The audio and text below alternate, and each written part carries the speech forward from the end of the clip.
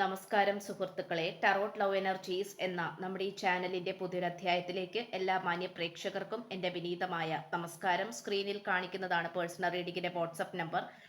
ഈ നമ്പറിൽ വാട്സപ്പിൽ മെസ്സേജ് ചെയ്തു കഴിഞ്ഞാൽ പേഴ്സണൽ റീഡിങ്ങിന്റെ വിശദാംശങ്ങൾ അവിടെ അറിയിക്കുന്നതായിരിക്കും.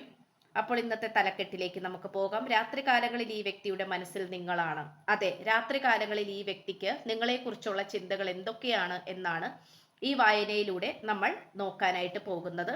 നിങ്ങളെക്കുറിച്ച് ഈ വ്യക്തി യഥാർത്ഥത്തിൽ ചിന്തിക്കുന്നുണ്ടോ, നിങ്ങളെക്കുറിച്ചുള്ള മനോഭാവം, അങ്ങനെ മുഴുവനുമായിട്ടുള്ള ഊർജ്ജമാണ് നമ്മൾ ഇന്നിവിടെ നോക്കാനായിട്ട് പോകുന്നത്.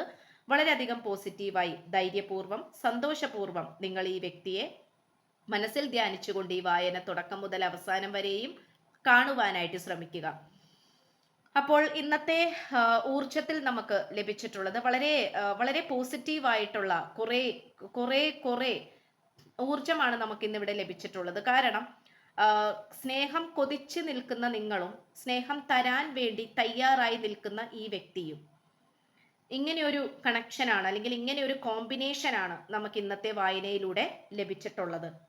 വളരെ പോസിറ്റീവായിട്ട് പറയുകയാണെങ്കിൽ ഈ വ്യക്തി നിങ്ങളുടെ സാന്നിധ്യം അത്രമേൽ ആഗ്രഹിക്കുന്നുണ്ട് എന്നുള്ളത് പോസിറ്റീവായ ഒരു കാര്യമാണ്. നിങ്ങളുടെ സാന്നിധ്യം അത്രമേൽ ഈ പേഴ്സൺ ആഗ്രഹിക്കുന്നുണ്ട്. അത് ഏറ്റവും നല്ല രീതിയിൽ തന്നെയാണ് ആഗ്രഹിക്കുന്നത്. അത് എല്ലാ തരത്തിലും സന്തോഷത്തോടെ മുന്നോട്ട് ജീവിച്ചു പോകുവാൻ വേണ്ടിയിട്ട് അത്രയും ഇഷ്ടത്തോടെയാണ് ഈ പേഴ്സൺ നിങ്ങളെക്കുറിച്ച് ചിന്തിച്ചു കൊണ്ടിരിക്കുന്നത്. ഇവിടെ ഈ വ്യക്തിക്ക് യാതൊരു കാരണവശാലും നിങ്ങളെ വിട്ട് പിരിഞ്ഞു പോകാൻ സാധിക്കുകയില്ല. കാരണം അത്രയും മാത്രം ഈ വ്യക്തി നിങ്ങളെ താല്പര്യം കാണിക്കുന്നുണ്ട്, അല്ലെങ്കിൽ ഈ വ്യക്തിയുടെ മനസ്സ് നിങ്ങളെ സ്നേഹിക്കുന്നുണ്ട്, താല്പര്യപ്പെടുന്നുണ്ട്. ഇവിടെ നമുക്ക് യാതൊരു തരത്തിലുമുള്ള നിങ്ങളെ പിരിഞ്ഞു പോകാൻ വേണ്ടിയിട്ടുള്ള ഒരു തോന്നലോ അല്ലെങ്കിൽ അങ്ങനെ ഒരു ചിന്തയോ അങ്ങനെയൊന്നും തന്നെ ഈ വ്യക്തിയുടെ മനസ്സിലില്ല. പക്ഷേ നമുക്കിവിടെ ഏറ്റവും കൂടുതൽ കാണാൻ കഴിയുന്നത് ചില അവസ്ഥകളാണ്. ഈ അവസ്ഥകൾ എന്ന് പറയുന്നത് പല രീതിയിലും എപ്പോ വേണമെങ്കിലും ഏതൊരു മനുഷ്യനും വരാവുന്ന ചില അവസ്ഥകളാണ്. അത് ചിലപ്പോൾ ആഗ്രഹിക്കപ്പെടുന്ന ആ ഒരു പ്രണയബന്ധം സാക്ഷാത്കരിക്കാൻ സാധിച്ചില്ലെന്ന് വരാം, ഒരുമിക്കാൻ സാധിച്ചില്ലെന്ന് വരാം. അങ്ങനെ പലതരത്തിലുള്ള സാഹചര്യങ്ങളായിട്ട് കാണിക്കുന്നു.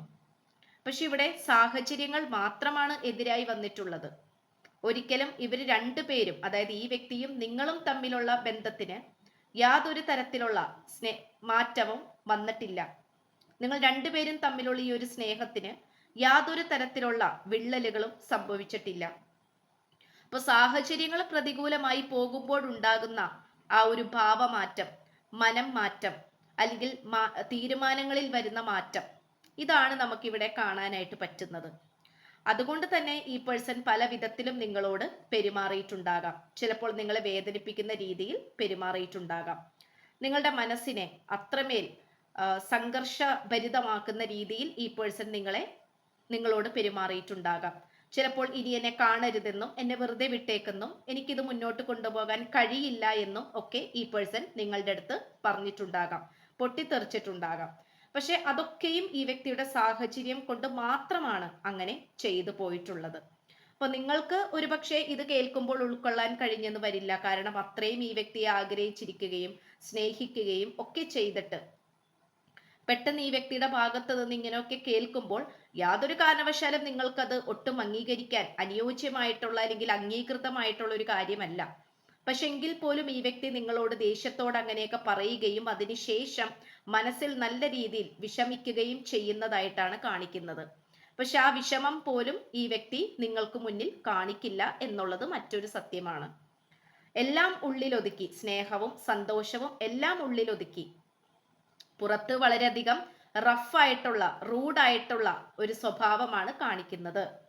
അപ്പോൾ ഇത് തീർത്തും മാറണമെങ്കിൽ വളരെയധികം ഇമോഷണൽ പരമായിട്ട്, വൈകാരിക പരമായിട്ടൊക്കെ ഇഷ്ടം അല്ലെങ്കിൽ അങ്ങനത്തെ ഒരു മനോഭാവം, സ്വഭാവം ഒക്കെ ഈ വ്യക്തിക്ക് നിങ്ങളോട് വരണമെങ്കിൽ തീർച്ചയായിട്ടും ഈ വ്യക്തി ഇപ്പോൾ കഷ്ടപ്പെട്ടുകൊണ്ടിരിക്കുന്ന സാഹചര്യങ്ങളിൽ നിന്നും പ്രശ്നങ്ങളിൽ നിന്നും ഒരു മോചനം ഈ വ്യക്തിക്ക് ലഭിക്കേണ്ടതായിട്ടുണ്ട്. അതിനുശേഷം മാത്രമായിരിക്കും ഈ വ്യക്തിക്ക് സമാധാനപൂർവ്വം നിങ്ങളുമായിട്ട് ഒരു ബന്ധം പുലർത്താൻ സാധിക്കുക. അപ്പോൾ ആ ഒരു സത്യാവസ്ഥയാണ് നിങ്ങൾ ഈ വായനയിലൂടെ മനസ്സിലാക്കേണ്ടത്. ഒരിക്കലും നിങ്ങളോട് താല്പര്യമില്ലാഞ്ഞിട്ടല്ല, പക്ഷേ നിങ്ങളോട് ഇപ്പോൾ സ്നേഹത്തോടെ പെരുമാറിക്കഴിഞ്ഞാൽ തീർച്ചയായിട്ടും നാളെ എന്തെങ്കിലും പ്രശ്നങ്ങൾ വരികയാണെങ്കിൽ ഉറപ്പായിട്ടും ഈ വ്യക്തിക്ക് നിങ്ങളെ വിട്ടു പോകേണ്ടി വരും, അല്ലെങ്കിൽ കുറച്ച് നാളത്തേക്ക് മാറി നിൽക്കേണ്ടി വരും.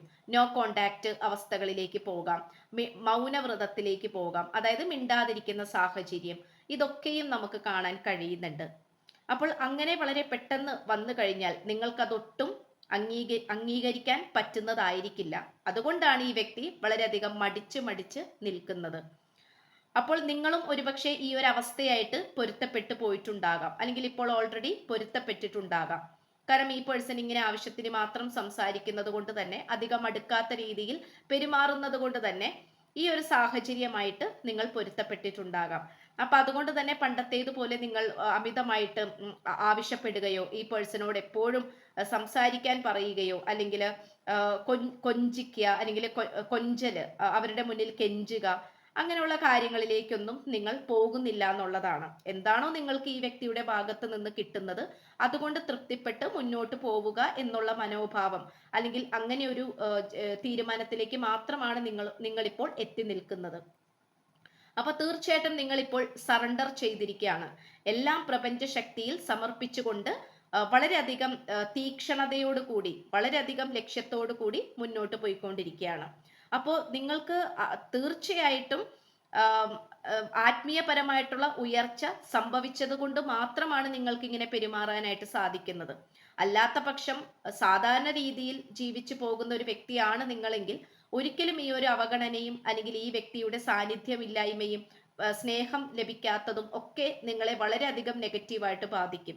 പക്ഷെ ഈ ഒരു സാഹചര്യം നിങ്ങൾ അത്രയും സ്പിരിച്വൽ അവൈക്കനിങ് ഉയർന്നു നിൽക്കുന്ന വ്യക്തികളായതുകൊണ്ട് തന്നെ നിങ്ങൾക്ക് ഇതുമായി പൊരുത്തപ്പെട്ടു പോകാനും ഇതിനെ മറികടക്കാനും സാധിക്കും. കാരണം എല്ലാം നിങ്ങൾ ദൈവത്തിലും പ്രപഞ്ച ശക്തിയിലും സമർപ്പിക്കുന്ന ആൾക്കാരാണ്.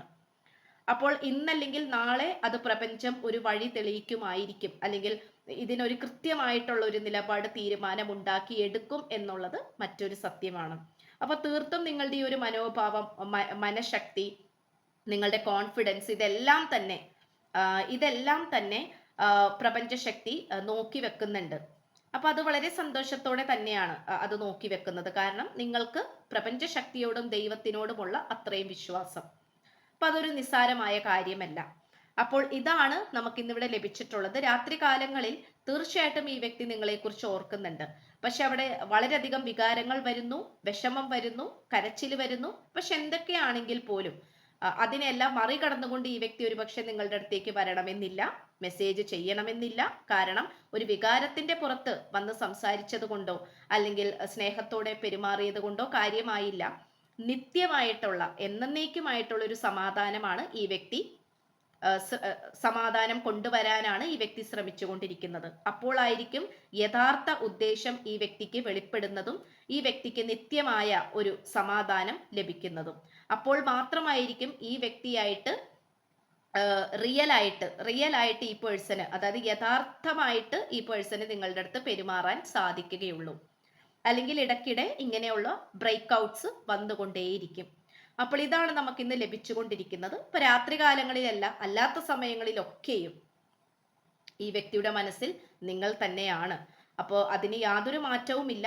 ഇത്രയാണ് നമുക്ക് ലഭിച്ചിട്ടുള്ളത്. അപ്പോൾ ചാനൽ ആദ്യമായിട്ടാണ് കാണുന്നതെങ്കിൽ ഉറപ്പായിട്ടും ഒന്ന് സബ്സ്ക്രൈബ് ചെയ്യുക. വായന ഇഷ്ടപ്പെട്ടാൽ ലൈക്ക് ചെയ്യുക, ഷെയർ ചെയ്യുക, നിങ്ങളുടെ വിലയേറിയ അഭിപ്രായങ്ങൾ കമന്റ് ബോക്സിലൂടെ രേഖപ്പെടുത്തുക. അപ്പോൾ പുതിയൊരു അധ്യായത്തിൽ കാണുന്നത് വരേക്കും എല്ലാ മാന്യ പ്രേക്ഷകർക്കും എൻ്റെ വിനീതമായ നന്ദി, നമസ്കാരം. God bless you.